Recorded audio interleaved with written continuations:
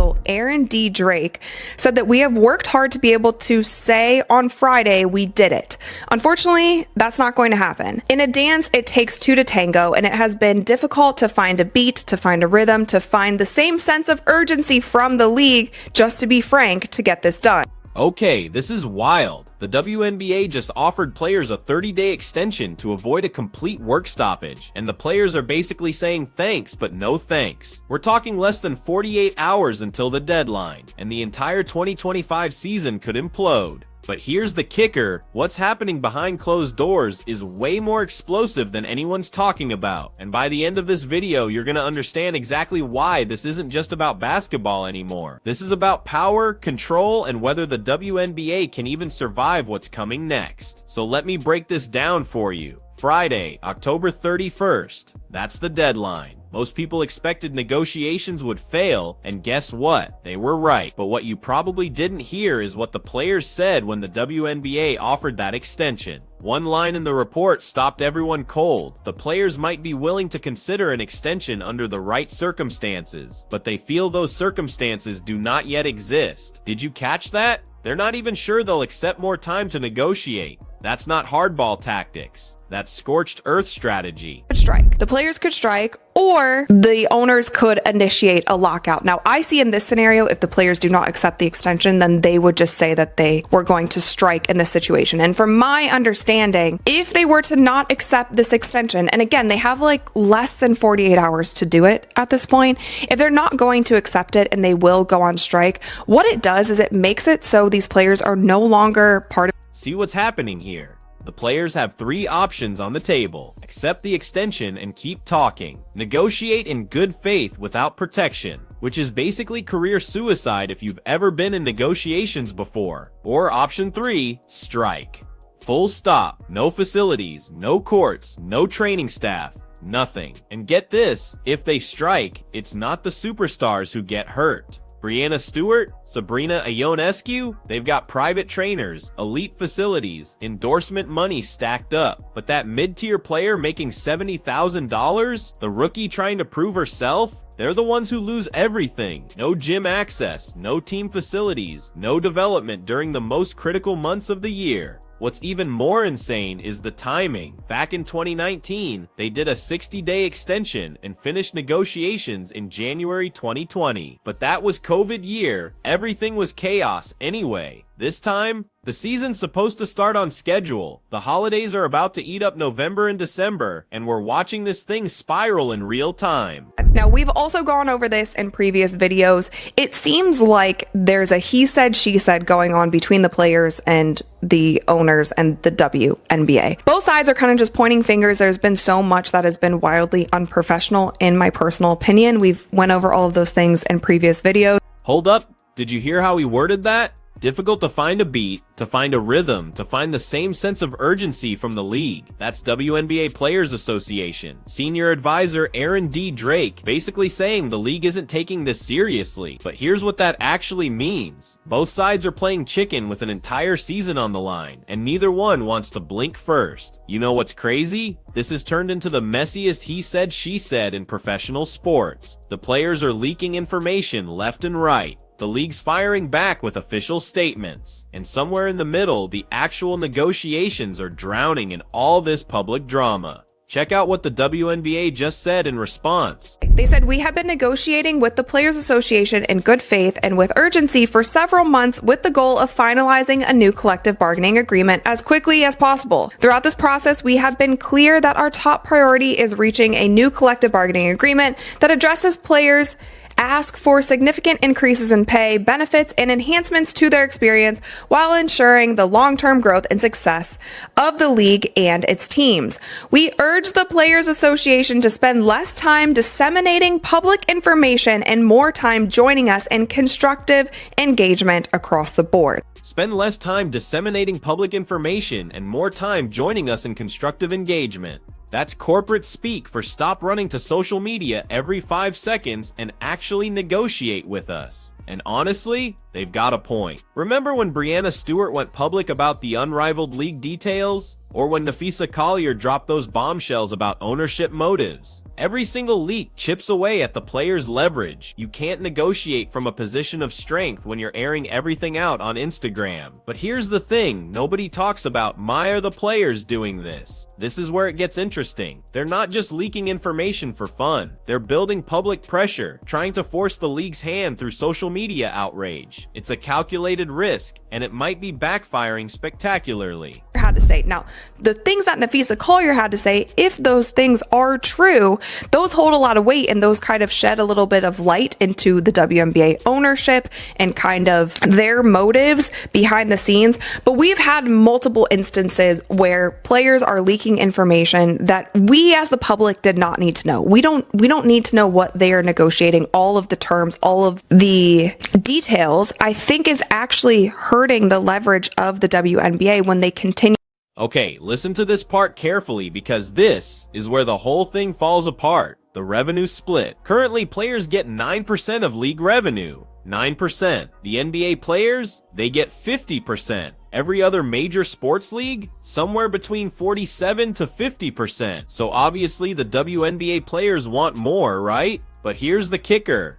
And this is what makes this whole situation impossible to solve. The WNBA only owns 42% of their own league. Let that sink in. The NBA owns another 42%, and outside shareholders have 16%. So when players are demanding a 50 NBA of a W split, they're asking for a piece of a pie that's already been carved up 6 different ways. The math literally doesn't work. Even if the league wanted to give players 50%, they'd have to renegotiate ownership structures, buy back shares from the NBA, restructure everything from the ground up. We're not talking about a simple contract adjustment. We're talking about fundamentally rebuilding how the entire league operates. To pull from. Now, the league also said that the Players Association has yet to offer a viable economic proposal and has repeatedly refused to engage in any meaningful way on many of our proposal terms, and that it has offered an uncapped revenue sharing model that is directly tied to the league's performance. And this was something else too. Again, this is all he said, she said. It's all very dramatic. It's all very messy. It all feels unprofessional across the board. Like, I get stressed out even covering this, but it seems like WNBA players are coming to the table. They are saying exactly what they want and they're not budging on that. Did you catch that contradiction? The league says they've offered an uncapped revenue sharing model directly tied to league performance, but they're also saying the players have yet to offer a viable economic proposal. So either the league's offer isn't actually what the players are asking for, or the players are refusing to budge on demands that might literally bankrupt the league. And nobody's showing us the actual numbers. We don't know exactly how much revenue the WNBA generates. We don't know if the league's profitable yet, or still losing money. We don't know what percentage the players are actually demanding. It's all smoke and mirrors while the clock ticks down to a potential lockout. You're probably thinking, why doesn't the WNBA just separate from the NBA? Go independent, keep all their own revenue, pay the players what they want. I thought the same thing, but here's what that actually looks like. In solidarity with the WNBPA and its fight for a collective bargaining agreement that reflects the players' undeniable impact on the league's growth, it's time for fair compensation, proper working conditions, and a future that puts players first. And it says we stand with the players. There have been other things like this that have been going around on social media. Like, one of them was politicians were also saying that they stand with the WNBPA. I don't know how this changes anything. Like, this just, it feels performative. Like, that's great that the NFL players are standing with the players and want them to get paid more and whatnot, but I don't think this changes. For decades, the WNBA wasn't profitable. The NBA subsidized everything: ranges, facilities, operations, marketing, budgets. Without that backing, does the WNBA have enough financial stability to stand alone? Could they buy back the NBA's 42% ownership stake? Do they even have the cash reserves to survive one bad season without that safety net? These aren't just theoretical questions anymore, because if this CBA negotiation collapses, if there's a work stoppage, if the 2025 season gets delayed or canceled, we might find out the hard way whether the WNBA can actually survive on its own. And get this, Other people are starting to notice the chaos. The NFL Players Association just dropped a statement saying they stand in solidarity with the WNBA players. Politicians are tweeting support. Social media is exploding with hot takes, but none of that changes the fundamental math problem at the center of this whole mess. Games. Now, if we look at the basketball players who are part of Athletes Unlimited currently, you have players like Ariel Atkins, Sarah Ashley Barker, Kirsten Bell, Lexi Brown, Tina Charles, Caitlin Chen, Alicia Clark. You have Sid Colson, you have Bree Hall, you have Isabel Harrison, Natasha Mack is in there, Anissa Morrow's in there, Kia Nurse, Tahina Pow, Aaliyah Nye, JC Sheldon, Odyssey Sims, Alyssa Smith, Kia Stokes, Bree Turner is also playing. See what's happening here? Everyone's performing solidarity, posting statements, generating headlines. But the WNBA owners don't care about a tweet from the NFLPA. They don't care about politicians virtue signaling. They care about one thing: either can they run a profitable league while meeting player demands? And right now, nobody's answering that question. Meanwhile, something else is happening that everyone's missing. While the WNBA is imploding over CBA negotiations, other leagues are circling like sharks smelling blood in the water. ESPN just announced a multi-year partnership with Athletes Unlimited. That's another professional women's basketball league that's been around longer than Unrivaled. They're broadcasting games, building infrastructure, signing players, and check out who's already committed to playing there instead of waiting around for the WNBA to figure itself out. So anyway, I just wanted to bring that up because I think more than anything, it's just truly fascinating. We have not heard from Michael Jordan, and even with these few minute clips that we're seeing every single week, it's creating so much dialogue in the sports world, and I think it will continue to do that, especially if they ask those controversial or thought-starting questions. So you guys let me know in the comments below, do you want to see more of Michael Jordan? Do you think that he should just stay a mystery and stay the mysterious GOAT that he is? Also, of course, let me know all of your thoughts on the WNBA, the off-season things, the CBA. My brain hurts from Ariel Atkins, Tina Charles, Odyssey Sims, Kelsey Mitchell, Natasha Mack. These aren't scrubs. These are established WNBA players hedging their bets, creating backup plans in case the league collapses. And now ESPN's giving them a national platform. You know what's crazy? Athletes Unlimited doesn't have the star power of Unrivaled, no Brianna Stewart, no Sabrina Ionescu, no Angel Reese. But they've got something potentially more valuable right now: stability. While the WNBA is tearing itself apart, Athletes Unlimited is building partnerships, securing broadcast deals, and positioning themselves as the safe alternative. This is exactly what happened in other sports. When labor disputes dragged on too long, players got tired of waiting, found other options, and suddenly the original league lost its monopoly on talent. Once that happens, you can't put the genie back in the bottle. But here's what's even more insane, and this is where the whole situation gets truly wild. Television networks and brands are actively investing in WNBA alternatives right now, not as supplements to the main league, nice as replacements. They're looking at this CBA disaster and thinking maybe we don't need the WNBA at all. Unrivaled's got backing. Athletes Unlimited just landed ESPN. Other leagues are forming. The infrastructure for a completely different women's basketball ecosystem is being built while the WNBA argues about revenue percentages. And if the WNBA season gets delayed, if there's a lockout that runs into January, February, March, those other leagues aren't gonna sit around waiting. They'll fill the void, grab the audience, lock in the sponsors, and suddenly the WNBA is competing for attention instead of commanding it. This is the part that should terrify everyone involved in these negotiations. Because once you lose momentum in professional sports, once fans find alternatives and get used to watching something else, you don't just flip a switch and get them back. Ask any league that's ever had a major work stoppage. The damage lasts for years. Remember when the NHL had that lockout in 2004 to 2005? They canceled the entire season, and even after they came back, it took nearly a decade to rebuild their audience and revenue to pre-lockout levels. The WNBA doesn't have that kind of cushion. They're still building their base, still fighting for mainstream attention, still proving they can be financially viable. A work stoppage right now could set them back 10 years. So here's where we are, with 48 hours to go.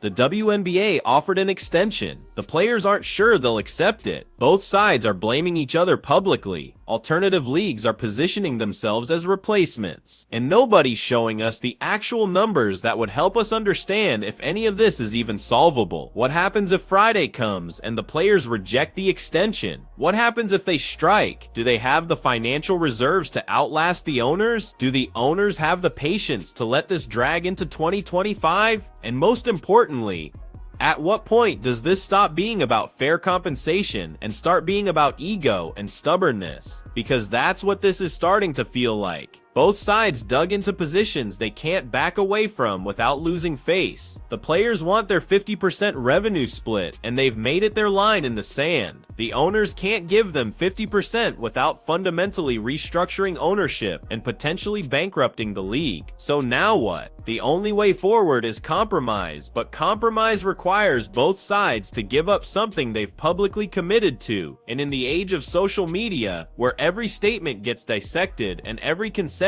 gets framed as weakness, backing down becomes almost impossible. This is the death spiral of modern sports negotiation. It's not about finding solutions anymore. It's about winning the PR battle, about looking strong for your base, about not being the one who blinked first. And somewhere in all that posturing, the actual season, the thing that matters most, becomes collateral damage. You can hear the exhaustion in that right there.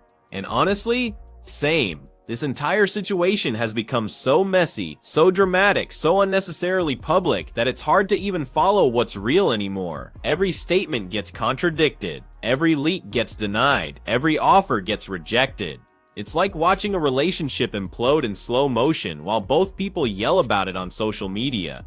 But here's what actually matters. In 48 hours, we'll know if there's any hope of saving this season. If the players reject the extension and strike, we're looking at months of chaos. If they accept it, we get 30 more days of this exact same drama. And if they try to negotiate in good faith without the extension, history says that ends badly for everyone. The WNBA is at a breaking point, not just in these negotiations, but as a league. This is the moment that determines whether they become a sustainable, independent professional sports organization, or whether they remain dependent on NBA subsidies and goodwill forever. The players are forcing that question right now, and the answer might destroy everything they've built. What happens next? Does the system change, or does the whole thing collapse? We're about to find out.